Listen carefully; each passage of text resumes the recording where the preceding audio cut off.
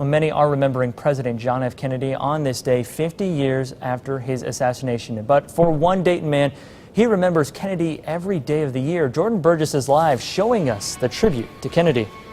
It was back here that President Kennedy's coffin was loaded into his presidential plane. In fact, you can still see the repaired stall cut where they had to remove some of the seats to be able to fit the coffin in. And all these years later, 50 years, many still feel his loss. In fact, it led one man to create a unique tribute for Kennedy.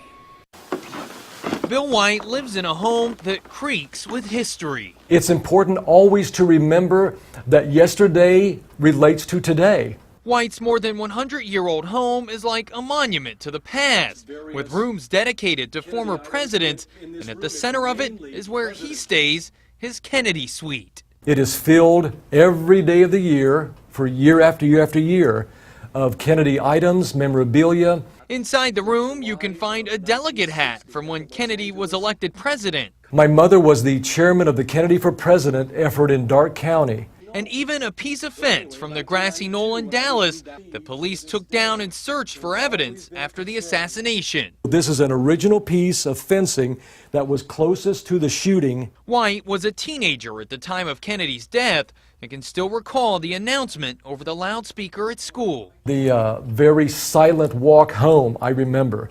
50 years later, White says Kennedy's death is still something difficult to come to terms with. It was not even in your mind as something that could ever happen.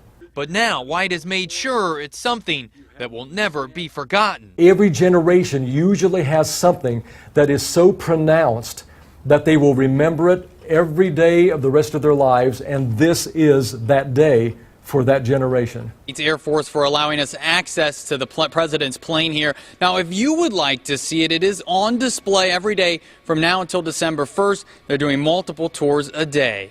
Reporting live from the National Museum of the United States Air Force, Jordan Burgess, 2 News, working for you.